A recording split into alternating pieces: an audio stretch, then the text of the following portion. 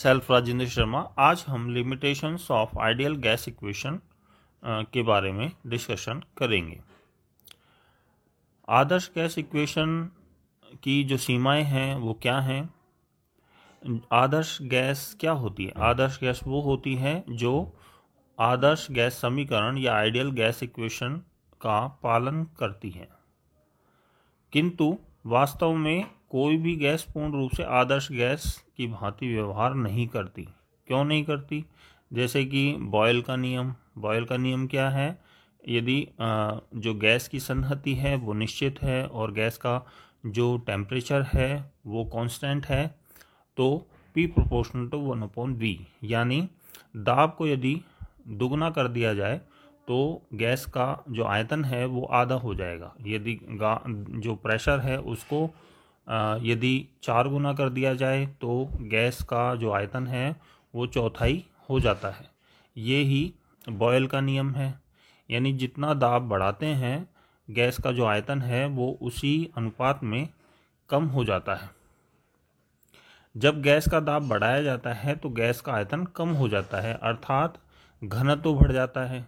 भाई गैस का जो दाब है, प्रेशर है, वो हम बढ़ाते हैं तो इंटरमोलिकुलर जो डिस्टेंस है वो कम हो जाती है, क्योंकि गैस का आयतन कम होता है और डिस्टेंस कम हो जाती है तो इकाई आयतन में उपस्थित जो पदार्थ के कण या गैस के कण हैं उनकी संख्या बढ़ जाती है, यानी घनत्व बढ़ जाता है। और घनत्व बढ़ जाने के कारण जो बाद में क्या होता है कि जितना हम दाब बढ़ाते हैं उस अनुपात में गैस का आयतन कम नहीं हो पाता, उसका आयतन कम नहीं हो पाता, क्योंकि उसकी जो संपीड्यता है वो घटती है। गैस की जो संपीड्यता है वो घटती है। तो यही एक प्रकार से विचलन है। उच्च दाब पर दाब बढ़ाने के साथ आयतन में उतनी कमी नहीं आती जितनी आनी चाहिए, अर्थात इसका व्यवहार आदर्श गैस से विचलित हो जाता है। तो आइडियल गैस एक्चुअल में वास्तविक गैस जो होती है वो आदर्श गैस की तरह व्यवहार नहीं कर पाती, इसी वजह से। दूसरा है चार्ल्स गैलुसॉक का नियम। यदि गैस की संहति कांस्टेंट है और यदि गैस का प्रेशर कांस्टेंट है तो V प्रोपोर्शनल टू T, यानी जैसे जितना हम ताप बढ़ाते हैं, तापमान को बढ़ाते हैं, गैस का आयतन उतना ही बढ़ता है।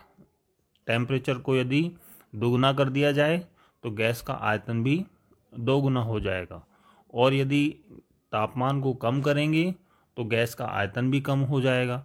यानी 0 केल्विन टेम्परेचर पर या -273 केल्विन टेम्परेचर पर गैस का जो आयतन है वो शून्य हो जाना चाहिए, लेकिन ऐसा नहीं होता, व्यवहारिक ही नहीं है, क्योंकि जो पार्टिकल्स होते हैं गैस के वो स्थान घेरते हैं, इसलिए ऐसा संभव नहीं होता। तो ये भी एक प्रकार का विचलन है।